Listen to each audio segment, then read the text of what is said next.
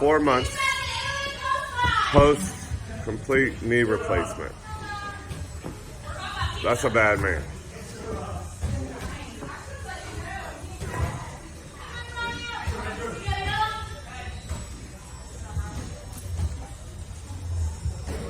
Get your knees back on the way down. There you go. Try not to go around it. There you go.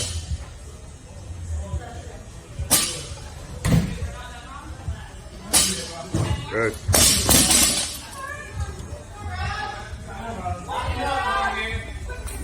Once again, we're 4 months post-op.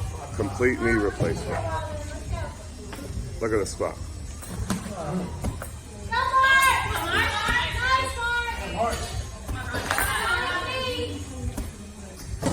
That's a bad man. Mr. Mark Shoemaker.